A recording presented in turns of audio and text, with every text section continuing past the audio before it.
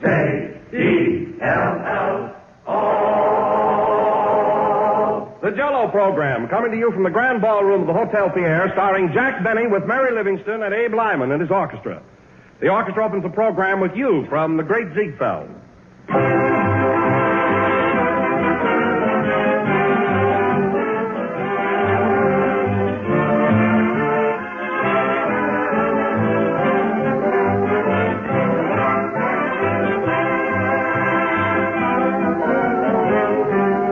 They say that time is money, and if you want to save both time and money, serve Jell-O for dessert.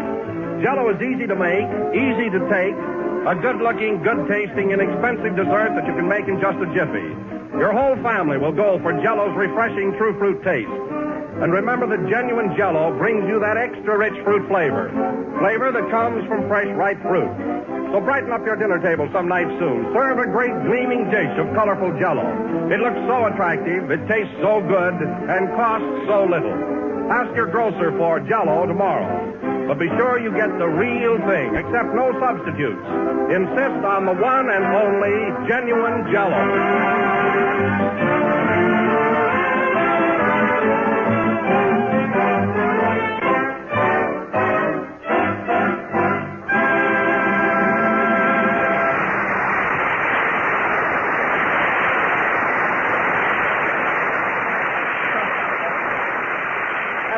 Ladies and gentlemen, we bring you a fellow who is a big man in Hollywood, a giant in Waukegan, but just another actor in New York, Jack Benny.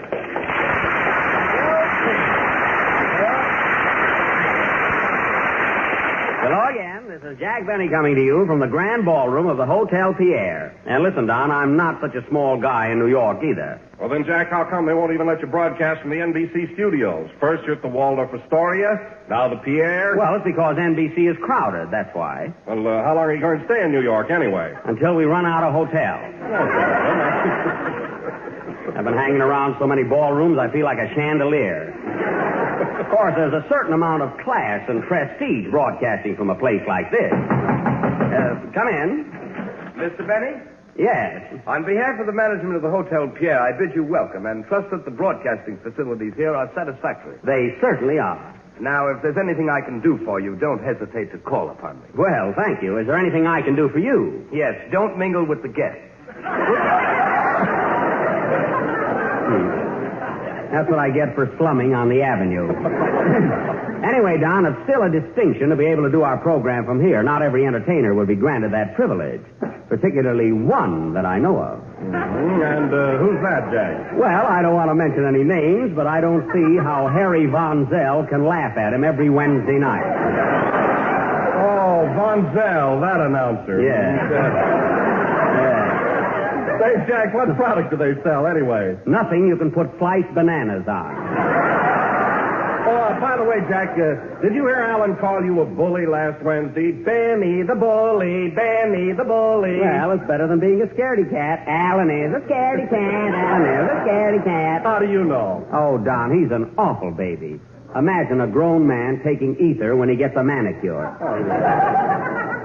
Anyway, I don't want Alan's name mentioned anymore on this program. From now on, if you have to refer to him, just call him Boo. That's good enough for me. Boo. Boo Allen, that's a silly name. Well, it fits the character. Hi, Don. Hello, Jack. All right. Where have you been? I was out with Boo in Portland Hoffa. Oh, you were, eh? Well, I should think you'd select your company a little more carefully. Of course, Portland's all right, but I'd watch out for Boo. You know, Jack, he asked me if you really played the Boo on your violin. That's the B, and don't overdo it. Anyway, let's change the subject. All right. Jell-O is not only economical, but it's easy to make. And remember, it tastes twice as good as ever before. Yeah, now let's change the subject again. Surely. Jack, where's Kenny? Oh, Kenny, he had to go to Hollywood to finish his picture, but he'll be back again next week, Don. You know, Jack, I just got the cutest telegram from Kenny. Oh, then he must have arrived there. What does he say? He says, wait a minute, here it is. Oh. Arrived home safely, weather excellent, trip pleasant, bus comfortable. Oh, he motored back, I see. He motored. Scenery was beautiful in Pennsylvania, especially when we passed through Bootown. Bootown? He means Allentown. Oh, I see. He must have read my thoughts. Go on, Mary. Right now, I'm listening to the program, and I certainly miss me. Oh. You would never know Hollywood. It has changed a lot in 2 weeks. I can't even find my house, and the Paramount studio has changed its name to Anheuser-Busch. Anheuser-Busch? Where's that wire from, Mary? St. Louis. I thought so. What a dope. Imagine getting off at St. Louis. Read on, Mary. P.S. P.S. and a telegram. I just found out that I'm in St. Louis instead of Hollywood. Boy, are they mixed up. Well, that serves me right for letting him take that trip alone. Say, Jack. Yeah. Oh, hello, Abe. How are you? Oh, I'm all right. Can I talk to you a minute? Sure, Lyman. What is it? Listen, Jack. I heard some pretty bad reports about me on last Sunday's program. You did? Why, I thought you were great, didn't you, Don? Why, certainly you were swell, Abe. Oh, I don't mean my music, but my friends all seem to think that you made me sound like a pretty tough guy. But, Abe, we were only kidding. Well, I'm sensitive. Oh. Gee, Jack, I'm not a bad guy. I'm not a mug or a tough egg or anything. I'm considered a gentleman. Well, I'm terribly sorry, Abe, really. Well, don't do it again or I'll kick your teeth out. Oh, you will? Are you going to take that from him, Jack? Well, I'd fix him, but I don't want to be known as a bully. Especially without teeth. That's gratitude for you. Say, Don, why do I always have trouble with orchestra leaders? What have I done to deserve those constant threats of violence? Am I a magnet that attracts the brutality in my throat? A football to be kicked around from pillar to goalpost? Why must I be eternally ducking behind a microphone? I don't know. Why? While I'm thinking of an answer, the orchestra will play I Got Rhythm. Play, Lyman. I wish Freddie Bartholomew had an orchestra. I'd tell him something.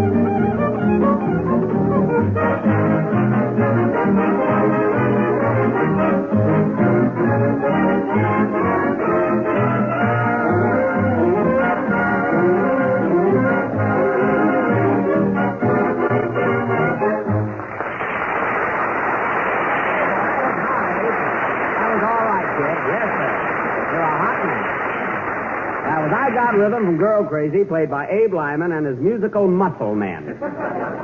I don't know, Abe, how can your musician be so tough and play so sweetly? I feed him raw meat and cream puffs. Oh, I see. And anyhow, Now, listen, Abe, I don't want to argue about anything. I'm too tired. I was up all night doing some last-minute work on my income tax. Income tax? Yeah. Why, Don and I saw you at the Stork Club last night with a blonde. Well, she was helping me. The way she ate, you could put her down as a dependent. Mary, blondes aren't deductible. You know, Jack, I'm glad I live in California where there's no income tax. Why, Mary, the federal tax applies to California the same as any other state. That's funny. I never paid one. You didn't? Well, didn't you get any letters from the government? Yeah. See, I thought it was fan mail. I sent him a picture. Well, you better file a tax report right away, or you'll be doing a guest appearance on the Leavenworth Hour. That's pretty good, wasn't it? I like it. You better get after it, though, Mary, really.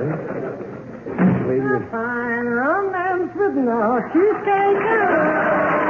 Hey. Hello, friends. Hello, Slap. How are you? Well, I feel like $1 million, and on that I don't have to pay tax. Well, Slap, I really didn't expect you tonight. Jack, so soon when I heard Kenny Baker wasn't coming up here, I came up to offer my services to give you an audition. Oh, really? Are you a singer? And that's me, Bing Slapperman. And the Yodelers and Yonkers, you know. So you're a singer. Well, that's news to me. Whose band did you sing with? Goy Lombardo. Roy. What a snappy band of rhythm boys. Wow. Oh, the Lombards. Say, listen, I've listened to them a lot of times, but I never heard your voice. Oh, do they play loud? Well, Slap, tell me, what kind of songs do you sing? And mostly sentimental. At home on the ranch, shoes and saddles. And there's an old swimming pool in the parlor. Swimming pool? That's spinning wheel, you dope. Hey, Greg. What? Greg, what's the matter with that Lyman? Oh, you know how temperamental musicians are, especially band leaders. Lyman, our band leader. A brush you should have on the end of that stick.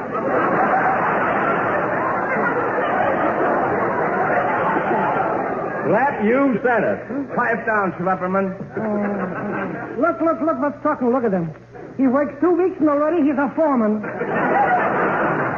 Don't worry about him. Well, Slapperman, it was very nice of you to offer your services, but I've already asked Mary to sing a number. Oh, I don't want to sing tonight. Oh, come on, Mary. I'll tell you what. If you'll sing a chorus, I will, too. You're not offended, are you, Slap? Why, certainly not. I'm sorry you made the trip for nothing. Who made it for nothing? I sold 9 suits in the lobby. A fine romance detached. Pockets nicely for the... Sit down, Slap. Mary's going to sing. Come on, Mary. Would you folks like to hear? No kidding. Would you folks like to hear Mary sing? Would you like to hear her sing a song? There you are, you see? Now you'll have to go through with it, Mary. Hit it, Abe.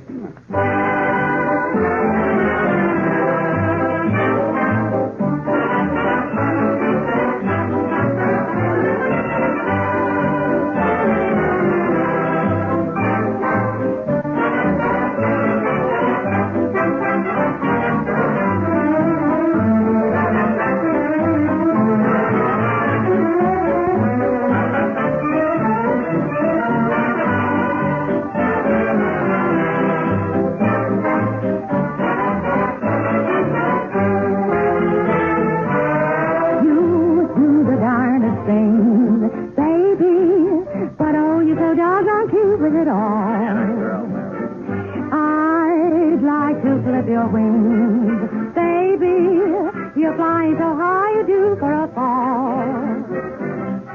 Your attitude saves me, I'm almost afraid. You drive me crazy, I must be taking the hay. La-dee-dee.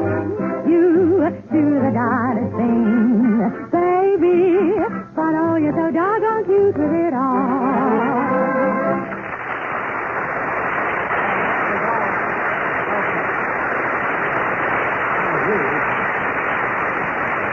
Your folks like that. Mary, that was swell. Really swell. And you weren't nervous or anything. No, and now it's your turn, Jack. All right. Now, I'll sing my chorus, and I dedicate it to Don Wilson. Come on, boys. You say the darndest thing, Wilson, but oh, you're so doggone cute with it all.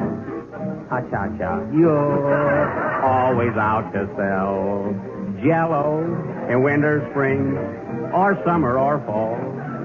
Good, isn't it? You always say strawberry. You always say raz. You always say cherry, orange, lemon, and lime. You nearly drive me nuts, Wilson. But oh, you're so doggone cute with it all. What's that noise out there? What is that? What is that? Hey, what's going on in here?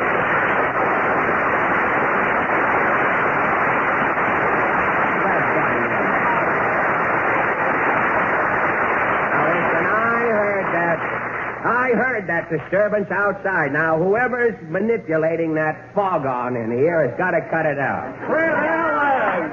Well, as I live and regret that there are no locks on studio doors. If it isn't Boo Allen. Now, listen, Allen, what's the idea of breaking in here in the middle of my singing? Singing? Yes. Now, listen, Benny.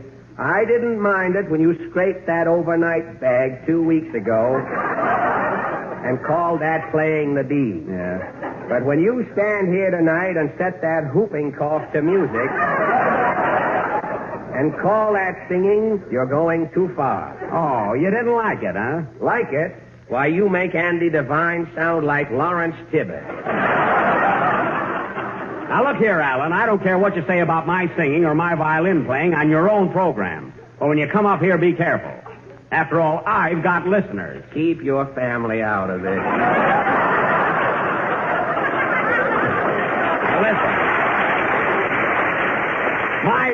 My family likes my singing and my violin playing, too. Your violin playing? Yeah. You're using the verb loosely, Mr. Benson.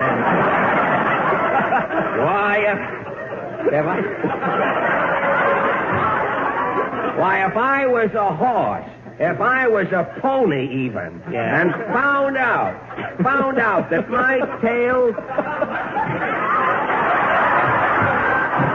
found out that any part of my tail was being used in your violin bow, I'd hang my head in my oat bag from then on. Well, you listen to me, you Wednesday night hawk. Another crack like that, and Town Hall will be looking for a new janitor. Why, you fugitive from a Ripley cartoon? I ought to bend your nose around until if you want to smell anything, you'll have to curb it. You lay a hand on me. You lay a hand on me. Anything we'll say accidentally will be better than the script.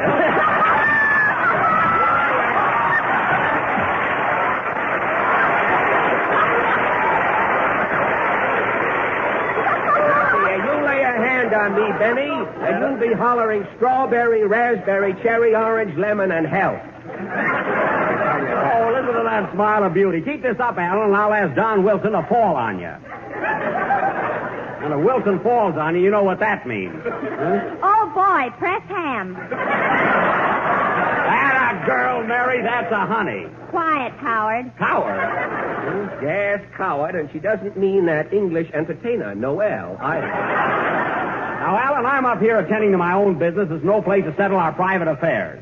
How did you get in here without a pass? I made one at the door, man, and you're next. Oh, I am, eh? Gentlemen, don't fight here, please. Why don't you go over to the Medicine Square Garden? You keep out of this, you little squirt. From now on, your wife will be having both ends of the herring.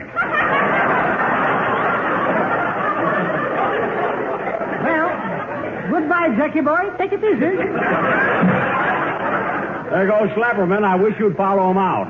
Listen, cowboy, why didn't you stay out in Hollywood where you don't belong? Because I heard you were coming out there to make a picture, that's why. You ought to do very well, Mr. Allen, now that Boris Karloff is in England. Well, I saw your last picture, Lionel Benny. Yes? Until you made a picture, nobody knew what a lull looked like on celluloid. And maybe you didn't start bank night, but you've certainly kept it going. Oh, yeah? Well, 3 states are waiting for your picture to be released. They're going to use it instead of capital punishment. Wow! Now, back at him that time, didn't I? That's telling him, Jack. Who's that pallbearer? Stick him, Lyman. And look what's going to make a picture. Fred Allen, the great lover. I suppose Gable and Taylor are losing a lot of sleep right now. Not if they're listening to this broadcast. What a witty retort. Where are you going to live in Hollywood, Mr. Allen? At the Ostrich Farm? I may. What are you laughing at, Mary? He'll show those birds how to lay eggs. Mary, that was marvelous. I'm going to kiss you for that. Then I take it back. Oh, you do, huh? Yeah, she'd rather kiss an ostrich, and so would I. Well, Alan, what this gone a little too far. I didn't mind a little mudslinging now and then, but when you make those kind of remarks, it means fight where I come from. You mean your blood would boil if you had any? Yeah. And I got just enough to resent that. Mr. Allen, I come from the West. I'm a hard-boiling, two-fisted he-man. If you step out in the hallway, I'm ready to settle this little affair man to man. You're here! Yes, sir. This will be the last number of the last program on any Jell-O series. Next week, the Jell-O program starring Mary Livingston. Come on, Alan. You want to go through with this? I didn't come up here to get your autograph. Now, listen, Alan. I'll give you just one more chance to apologize. Apologize? Why, I'll knock you flatter than the first 8 minutes of this program. Hold on there, Alan. Who touches a hair on Jack's gray head has to find it first. Who said that? Barbara Livingston. Never mind that. Come on, Alan. Get us away. Play, Lyman. Sorry, now I sold my rowing machine.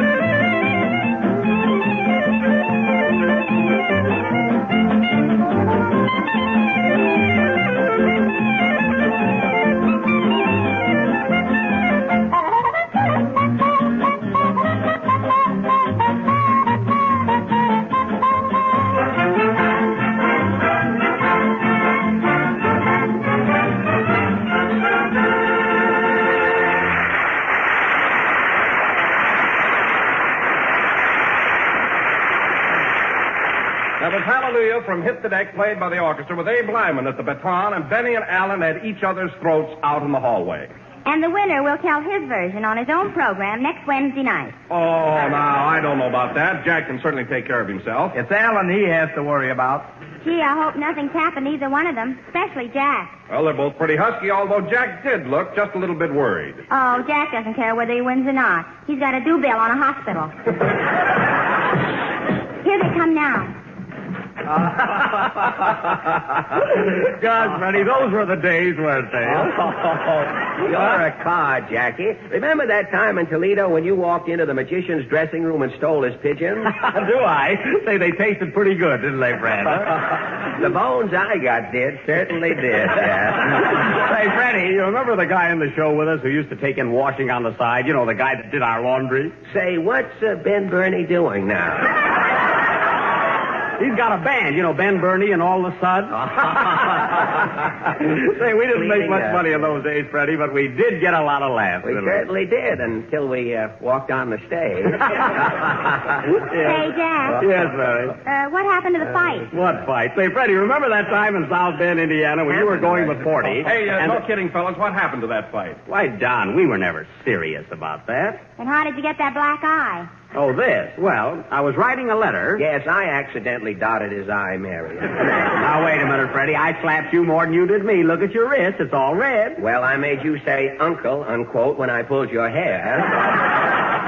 Uncle isn't the word, unquote, but let it go. Say, Fred, here's a package you dropped on your way out to the hall. Oh, yes, that's a box of candy I was going to give Jack. Oh, Freddie. Candy, can I have a piece? Sure, but take the square ones, Mary. The round ones have got cement in them. I see. And by the way, Fred, when you get home with that box of flowers I sent you, it's still ticking. Just put it in water. I will, and thanks for the tip, Jack. Oh, gee, this candy is swell. Have a piece, Jack? Say, this is good chocolate. Wonderful flavor. What's it filled with, Freddie? Ipana. Oh.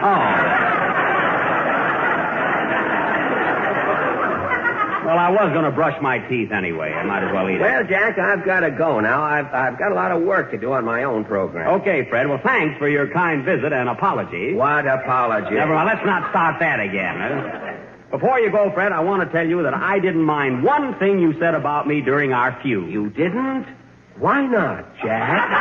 Well, I'll tell you.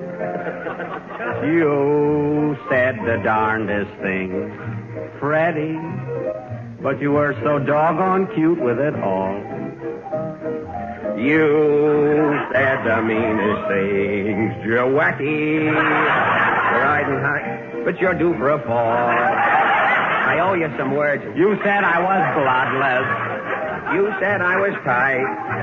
You insulted my fiddling. A rootin' tootin' hootin' tootin' ha-cha-cha. We said the darndest things, palsy, but oh, we were so doggone cute with it all. And now we're friends.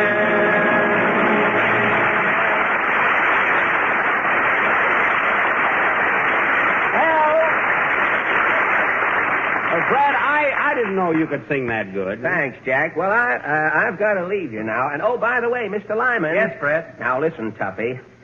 You lay off of my pal, Jack Benny. That's a hint. Goodbye, everybody. Goodbye. Goodbye. So long, Fred. So long. Well, play, Lyman, and watch your step. You heard what Alan said. Why, you little sawed-off punk, I'll take you and tear you from limb to limb. Freddie!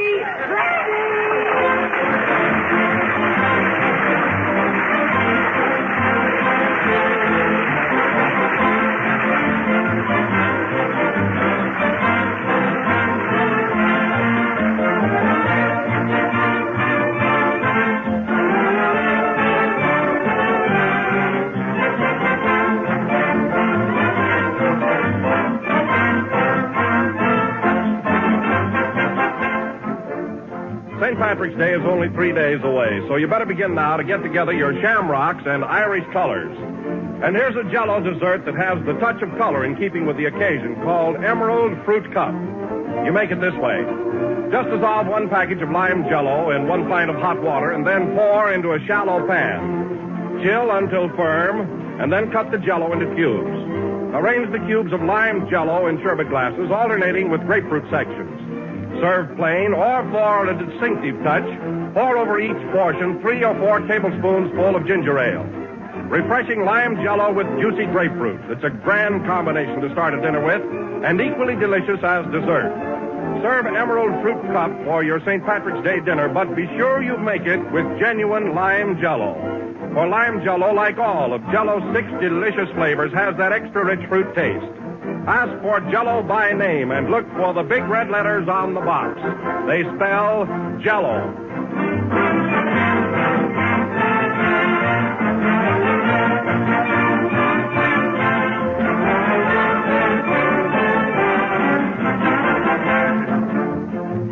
This is the last number of the 24th program in the new Jell-O series, and we'll be with you again next Sunday night broadcasting from New York City. And, Mary, I want to tell you your song was swell. Thanks. Say, Jack, are you really glad that you made up with Fred Allen? Certainly I am. Why? Well, now I won't have to listen to his program to hear what he's saying about me. Good night, folks.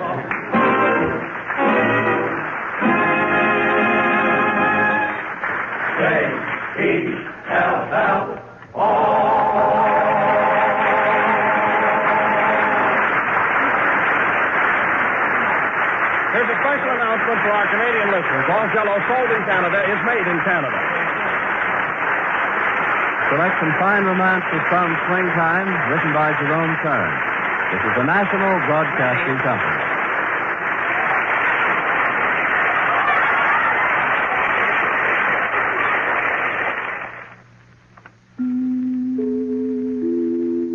This is KFI Los Angeles. Time signal 14 seconds before 9 o'clock. Gruen watch time.